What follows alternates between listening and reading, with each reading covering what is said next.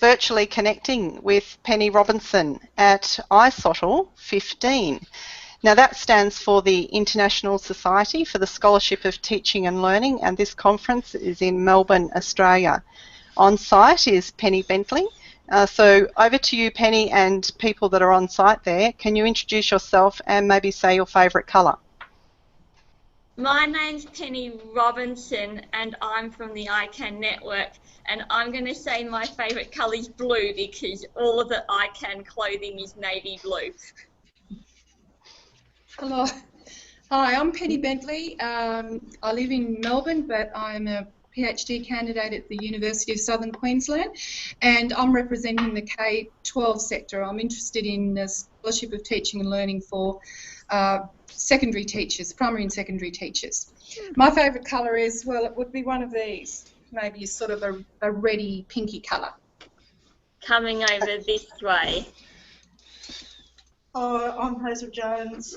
Like Penny, I'm a student, PhD student at the University of Southern Queensland.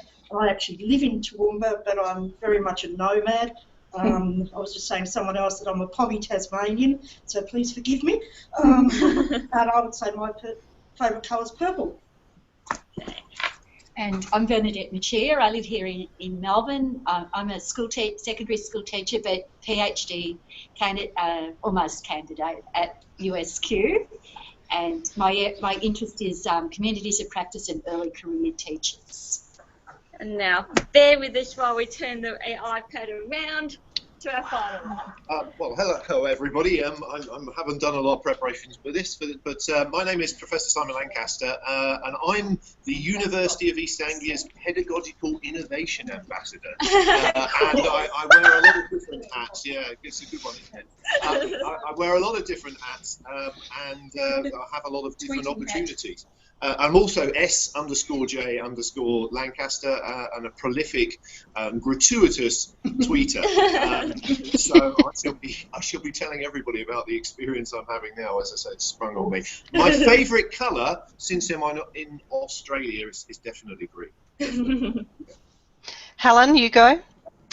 Helen DeWard. I am located in central Ontario in Canada. It's been a rainy and wet day here. I teach at the Faculty of Education at a local university and very interested in universal design and digital storytelling as mechanisms for teaching teachers how to work with technology. And Rosie. Hi, I'm Rosie Nash from the University of Tasmania. I'm a PhD candidate in pharmacy education, and my favourite colour I'd have to say is grey because I'm a pharmacist and there are many shades of grey in pharmacy practice. Yes. Thanks, Rosie. And just lastly, my name's Wendy Tallio. I'm a learning technologist. I'm based in Alice Springs in the centre of Australia, and my favourite colour differs between blue and orange. So thank you for your introductions. Now I'm just going to hand over to the people on site, and perhaps we can just start with what highlights have you had from the conference so far? Well, the session that I've just been in was a panel on diversity, and that was really interesting. And yes, anyone following me on Twitter, I'm at Penny Rob Oz, that's AUS. And not only was I tweeting, but the chair, who is Jeff Scott, and he's in his 70s, and he said that he wasn't very tech savvy, especially because someone else took time, so I ended up keeping time and tweeting away. So that kept me rather busy. And Penny, what have been the highlights of the conference? What have you learned? Well, I'm an assistant lecturer at Monash Uni, so I'm certainly a lot lower in the pecking order than Simon. I'm sorry. I've got to take exception to that. I mean, we're all here as delegates at the conference, and everybody's interested in ISOTL, and I don't have any special qualifications to do that, Penny. So I'm not going to let that stand. Have you had some highlights, Simon? Yes, Simon. What's been your highlight? Everything is a highlight. Meeting Penny in the flesh is a highlight for me. This opportunity, which came about 5 minutes ago, is another highlight. I mean, for me, It's an opportunity. So I've been to a lot of chemistry education conferences, and often they're moving increasingly in a sort of pedagogical research direction, but they often focus a lot on practice. So this purely addressing the scholarship of teaching and learning is interesting for me. It's also interesting that there's been a lot of talk about, for example, flipping across the conference, and some of which I must admit I've taken sort of quite exception to, because I think there's still some confusion and misrepresentation of that. I was on a very interesting session, again, just like Penny, the last one, just before lunch today. And that was about using the academic practice inventory that's been developed by Wyman, and some of the that essentially puts a score on your approach to teaching. But in order to put a score on your approach to teaching, you have to assume that there are some definitively correct ways in which to do it. And I would agree with that statement. I think we're certainly more comfortable agreeing with the statement that there are definitively wrong ways to do it. But some of the ideas that went into that would seem a little bit strange, and so we were having a little bit of a conversation just before we came on air about this constant conflict between summative and formative assessment, and that was something I personally feel particularly strong about, and it came up again in that meeting.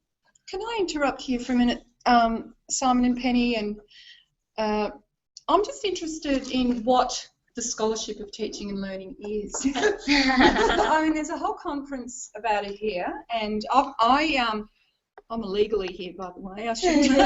I'm not a participant, but I've been following all the tweets, and there's been some wonderful stuff. But I keep saying to myself, well, what is the scholarship of teaching and learning? What does it mean to us as educators? So, Simon, just in a sentence or two. Well, 3 words or less. 3 words? No, how many? It's what we do. That's my best definition. No, I have tweeted what it seemed to be a really good definition. It might have been by Schulman. It's something that I come from a very much a physical sciences background. So I'm a chemist, and my PhD is in organometallic chemistry. And most of my colleagues, their eyes glaze over when you mention words like reflective practice. Immediately the shutters come down, and they say that there's nothing in it for them. So the idea that there is a scholarship of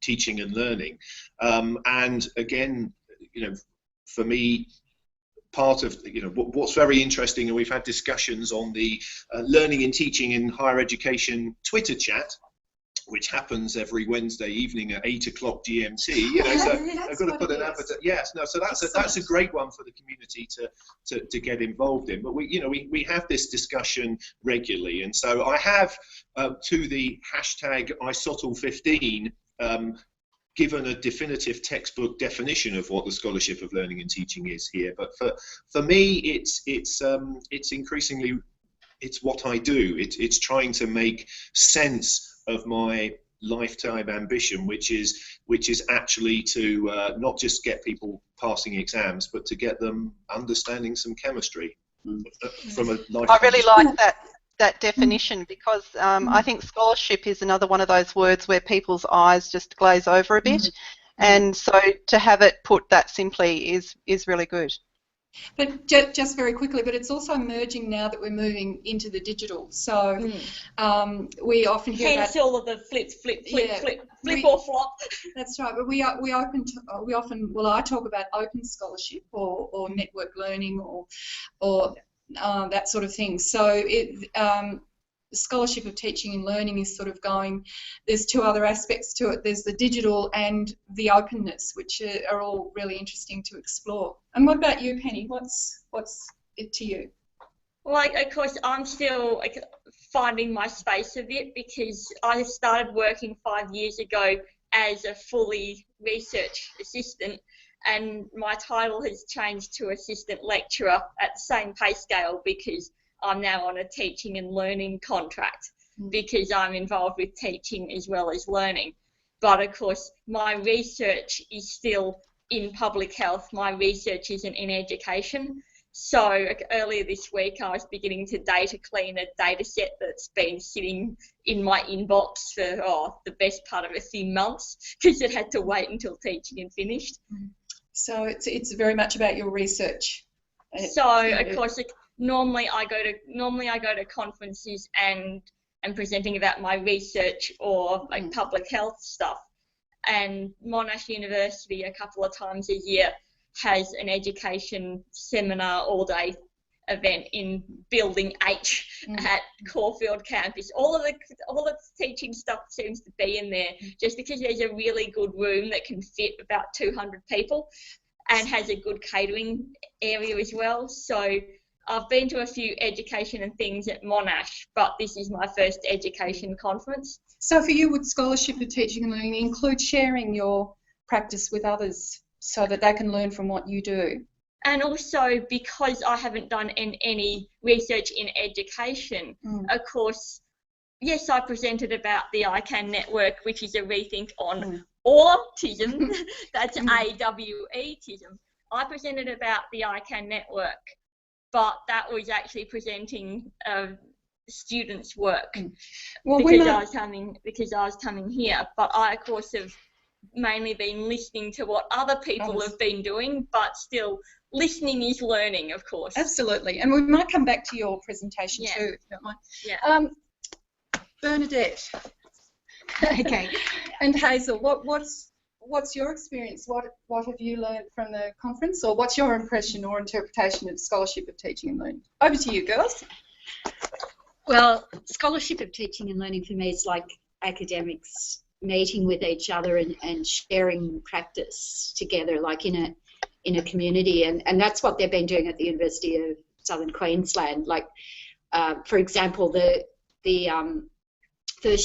lecturers of the first year undergraduates would, back in 2006, which is quite a long time ago, gathered and shared strategies, and it's across different disciplines. So you'd have your chemistry teachers, academics there, as well as your education, as well as your nursing, and you're looking at more general things like assessment, how you assess, and formative assessment or questioning techniques, and then the idea of the community then is you go back and you have a go at something, and you come back and you share your success and your failure, and you learn from each other. And I went to an interesting session yesterday where they were talking about what was happening in Simon Fraser University in Canada, and that's been going for a while there. And the science educators particularly benefited because they were a bit like Simon here, is it? Yeah, like never thought outside of their faculty area and didn't think education was relevant to them. But then they were finding that they had to teach first year students some things which were out of their normal level of expertise. They had to, because a lot of first year science courses are very broad these days, and they were struggling, and it was the community of practice that allowed them to bring those concerns and learn from others. So that was really interesting. Simon Fraser University. Hazel, what brings you here? What brings me here was one of the things that drew me to the conference was that one of the keynote speakers yesterday, Katarina Martinsson from Sweden, has developed this idea of academic microcultures, which are basically a discipline group or a project group, somebody that's working together towards scholarship of learning and teaching. But they've got their other hats on as well. They've got their research hat and they've got their management hat. So to me, the scholarship of learning and teaching part of it is getting a bit more rigour into this discovery of our practice. So it's research of practice, but with a bit more rigour behind it. And I'm coming from a point of view of my PhD's in the area of learning analytics and how learning analytics can affect teaching and learning culture, but how teaching and learning culture can affect the way that implementation of learning analytics occurs. So I'm learning heaps, but getting to talk to people like international experts. This is only the second time this conference has been in Australia, so it's a rare opportunity for us. So I just had a quick question about learning analytics. I know there was a presentation on learning analytics by Jörg Bronnemann and others. Did you attend that session? I think that was, there was a series of 3 of them yesterday. Where's Jude from? Can you... Jerk Bronneman's from the Northern Territory, and he was presenting with David Heath. Yes, yeah, and I know their project quite well because that's been, for those out of Australia, they've got an OLT grant, which is the Office of Learning and Teaching grant, that they've been working on for about 2 or 3 years, and they surveyed academics from around Australia on what their understandings of learning analytics are, where learning analytics is in your institution, does the institution support it, what do you need to be able to get into learning analytics. So yeah, that was quite exciting for me, whereas the presentation that followed that was actually somebody who has some concerns about learning analytics in that it doesn't end up being used in a disciplinary way for staff. And I would totally agree with that, that we would never want that to be happened. That there's much more surveillance now that everything's online. The university has the ability, it's there, it's Big Brother's watching you, that it could be used as a surveillance tool.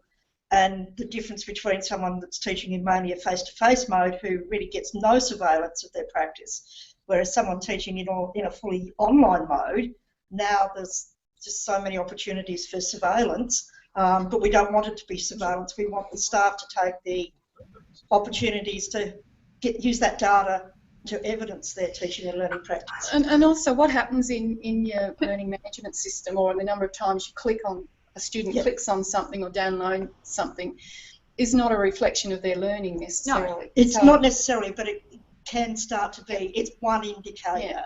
But of course, just because someone clicks on a video doesn't mean that they actually get anything from it or anything. So yeah. Wendy, I was wondering if any of your... Yes, I want to hand it back to our virtual participants to see if you'd like to comment on what you're on. Any questions? Open to you. That way, Rosie. Rosie?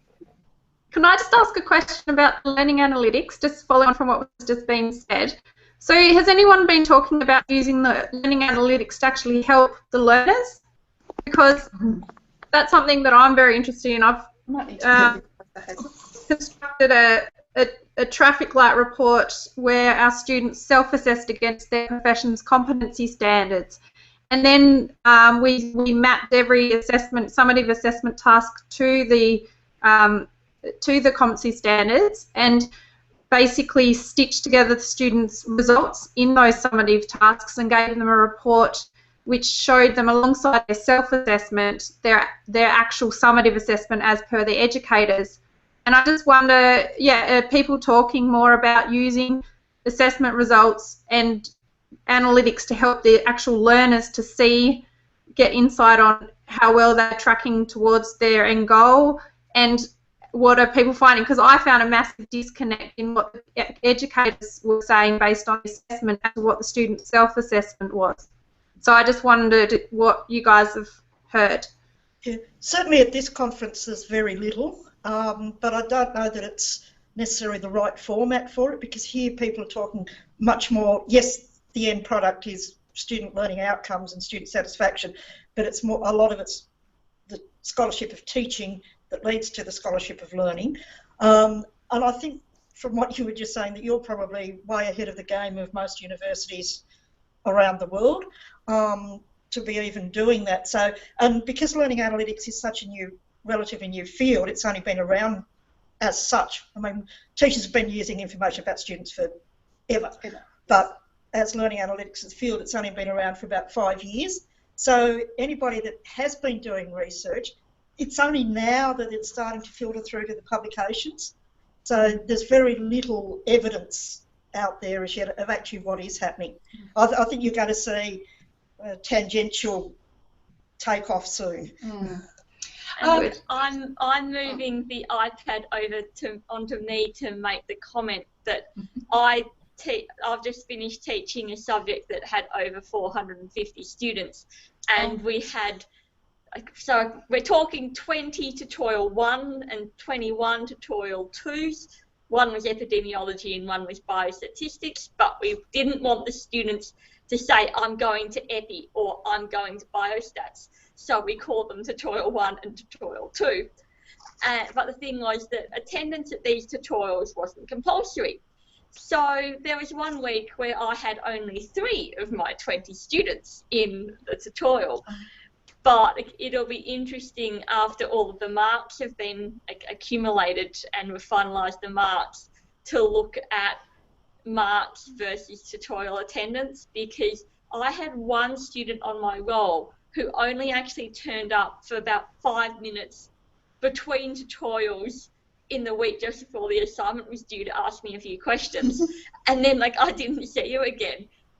But she did okay in the assignment. Yeah. So, of course, it's well, I'm here to teach and help you in the tutorial, but why are people not turning up? Yeah, one tutor's at 2, one tutor's at 4, but, of course, it certainly is interesting to look at the marks over, who's attending, and, of course, there's the other debate of, do we make tutorial attendance compulsory or not? That's a discussion that we as an organisation are having at the moment. It's all part of the big picture. Simon, what's the learning analytics like in the UK? What's the discussion like? Well, I mean, it's interesting. So I recently did a presentation for a group of the teaching directors of the Royal Society of Chemistry on the theme of learning analytics. And one of the things that doesn't always come out of this is that it isn't learning analytics unless it produces some actionable insights. And this is a really key point that people it's just stamp collecting unless you produce some actionable insights. So as the question really goes to, I mean, who are those actionable insights for? Are they for the benefit of the academic, who is then obviously interested in the betterment of their students? So students will benefit if an academic acts upon the actionable insights to improve the outcomes of their teaching. But I think it's really it is a very interesting point. I mean, and it comes to the mention of openness that we have. I mean, I'm one of those people who does believe very strongly in an open and an honest discourse with the students, having a partnership. So, if this information is being collected, then it ought to be shared with the students. And it is, much as Penny was saying, whenever you do correlate attendance with performance, there is a positive correlation. Doesn't mean it's causative, of course. But nevertheless, it's routine in higher education in the UK to point out this positive correlation and say, we can tell you that those students who attend tutorials and those students who attend lectures do better in their final examination. In brackets, the bit that's not said is the bit that, well, we can't tell you that's why they do it. But I think, it's true. And again, when you're talking about online education, any measure of engagement, which essentially turning up to tutorials is engagement, any measure of engagement normally correlates well. And we've all got the anecdotal exception stories. We all know that there are students who don't have to turn up to anything to do very well, but they're self-teaching themselves. Do they need to pay large tuition fees to go to bricks and mortar things or pay to go online? Is a very good question. But nevertheless, there are students who can do it. I mean, what I would also add in there, as I often do, is point out that most of us still on a day-to-day basis and have these conversations on a day-to-day basis with academics. And of course, academics are people who often of my generation, or God forbid even older, and they went to university education where they were lectured at, and they didn't learn anything in these lectures, but they took the notes and they went away and they did all of that work that we're just talking about it on it, and that's how they learn. And I think their experiences are not particularly relevant. What my point here is that the average academic is not representative of the students that they teach, and we must never forget that. Thanks, Simon. Helen, did you have any questions? You're right. Penny. Wanted to make a comment around the formative, summative conversation that I'm hearing from all of you in terms of, who's in charge of the learning, who is the learner, and how are we giving them the information? The learning analytics is for the number crunchers who do the data crunching. It doesn't work if it's not in the hands of the learners, and ultimately the reflective scholarship of teaching and learning is really what they need, the students need to be doing, and the academics need to be doing, and they need to be doing it together. Yeah. Thanks. Wendy, I'm mindful of the time. We have 10 minutes left. I'm just wondering whether any tweets came through that anyone wants to ask any questions. I think Helen's been keeping an eye out. Helen, have you seen anything come across? Can't see anything just there at the moment, either on the iSotl hashtag or vConnecting, so nothing outstanding at this stage. Okay. Can I ask something? Yes, One more question. Yes, go ahead. Can I, Simon, can you please, Simon, could you go and corner Jeff Scott and teach him how to get onto Twitter? Because he to ask who to funniest man get you've onto ever met. Jeff Scott, yes. Jeff Crisp is on Twitter, who is making a few useful contributions. You know, one of my many life missions is to try to get as many people on Twitter as possible, and I have had some noteworthy successes over the year, but I've also had many failures. I would say that the best chance that we have of getting Jeff on Twitter is to do a good job of storifying this conference and to present it to him and say, you know, you need to see this. You need to see the power of a crowdsourced set of notes, and much more importantly, discussion in and around iSotl. iSotl 15 doesn't need to be a week long. It can be a year long. It can be something where that community continue to converse forever. And if we can address address it like that, then perhaps you'll see the value. And can I just say that if it wasn't for Twitter, I wouldn't be doing this role today. I mean, certainly I made connections through MOOCs and online learning with the people in Virtually Connecting, but if it wasn't for Twitter, I wouldn't be doing this today. And I connected. You wouldn't have brought me along, no. Seriously, 5 minutes before this went to air, I tweeted directly to Simon to say, this is the room we're in. And next thing I know, he's coming through. Yeah. And I have been talking to Jeff Scott about Twitter, because I have just been in a session where I was tweeting, I was timekeeping, and Jeff Scott was actually the chair of that session, and he saw me multitasking a lot. So yes, you've been fantastic. Fingers crossed I can twist his arm. Can we maybe have a chat about communities of practice and their role in the scholarship of teaching and learning? It'd be really good to hear, Bert. Okay. More about that. Yeah, well, I'm mainly coming from a school context, and there's very few communities of practice in secondary schools from what I can see, but they're starting to happen in quite a lot of universities, like down in Tasmania, for example, University of Tasmania, they're using...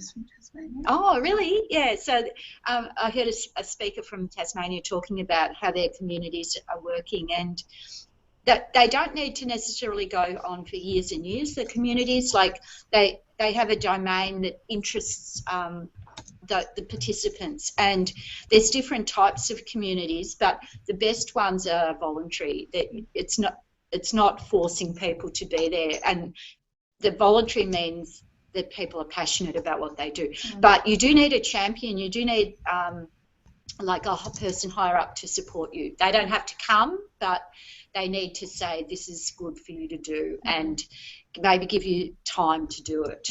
Yeah, and that's particularly true in schools where teachers are time poor, and probably at universities as well.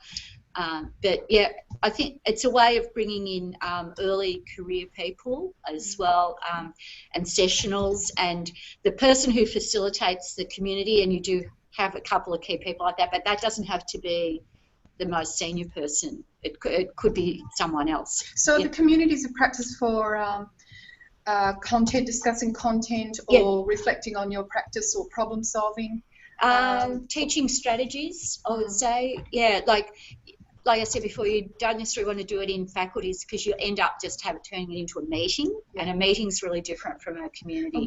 Where do the fresh ideas come in? Like mixing it with social media is good to... Mixing it with social media, okay. The role of conferences like this. So you go to a conference like Aristotle, you come back and you share.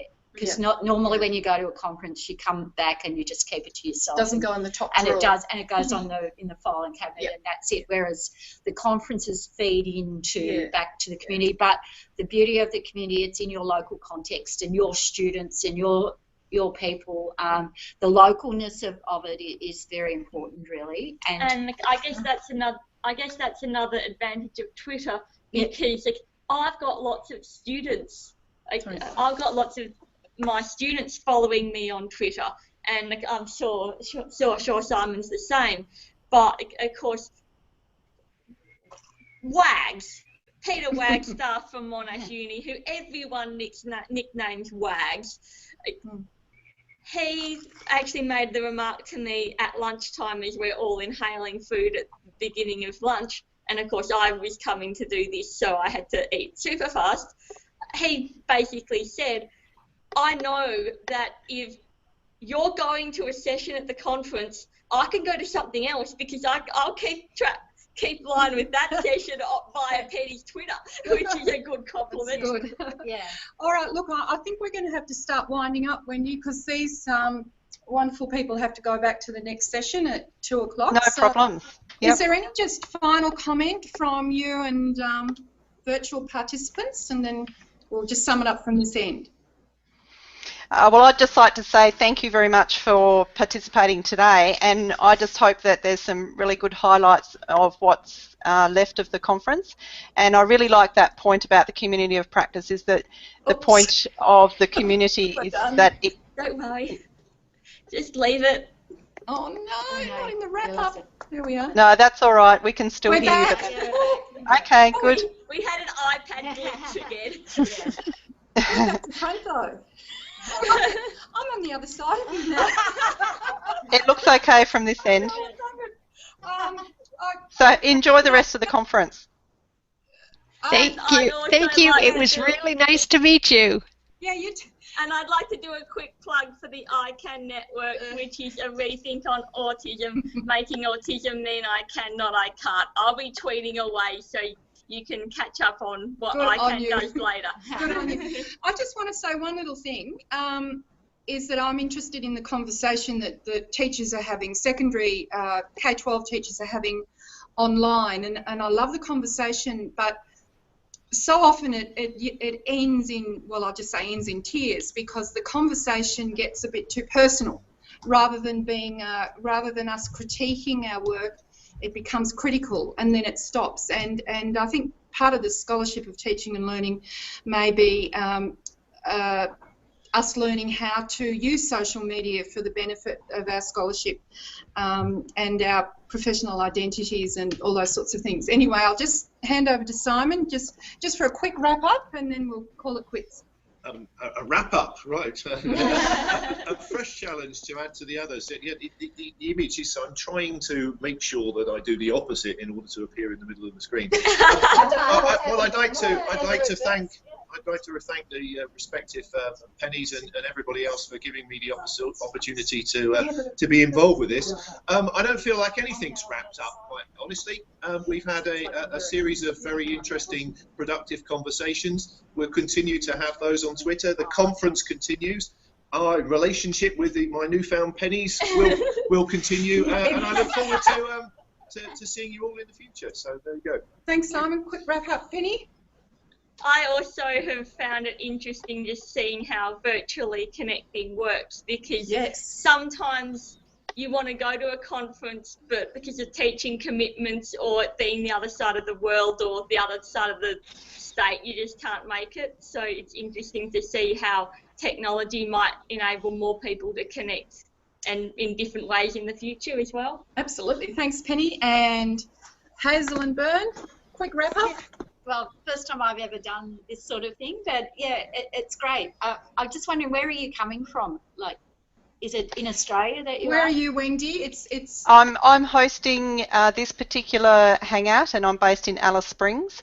But the co-founders of Virtually Connecting are Maha Bali, who's based in Cairo in Egypt, and Rebecca Hogue, who's in the States. So these it can be hosted anywhere. Wow, well, it's fantastic. Wendy and I are one of the V-Connecting, we're part of the V-Connecting team, and one of the firsts, well, there's a couple of firsts for this this session. It's the first V-Connecting from Australia, which is wonderful, and it's my first V-Connecting as an on-site buddy, so it's been wonderful. Thanks to you all for coming along, and I think we'd better sign off now. Yes. Great. Okay. Thanks, guys. Thank you. See you. Thank you, everybody. Yeah. Thank you, Simon. That was wonderful. Have you seen... Okay, we're still live here. Would you like to continue the conversation, or we can finish off now? I just wanted to make one comment. It's so interesting to see that the same struggles that we face here in Canada are echoing in the conversation that I just heard. All of the same types of kind of concepts, communities of practice, learning analytics, e-portfolios, and how to get people to buy in, move forward, get engaged, you know, and learn from each other, have those, you know, rich conversations about teaching and learning. It's here, and it's nice to see that it's in the UK, it's in Australia. As we were talking, I kept thinking of Malcolm Gladwell's book and the tipping point, and I wonder if we're close to the tipping point with all of this in higher ed and in K-12. Have we hit the tipping point where people are just going to buy in because we're tipping them? Yeah, that's a good point. And I actually had a conversation with Penny Bentley yesterday, and we talked basically along the same line that if you're talking about scholarship of teaching and learning, or if you're talking about digital tools, learning technology, it doesn't really matter whether you're talking about K-12, the vet sector, or post Year 12 here in Australia, or higher ed, or the postgrad sector. A lot of these issues are the same, and I think that's what's great about connecting across those different sectors. Mm-hmm. Just because you use the word scholarship doesn't mean just higher ed. Yes, so true. Thank you. It's been a great experience. I'm so glad I got to meet you. Yes, it's been really good. All right, I'm going to stop broadcasting now, so we'll see you guys later. Bye.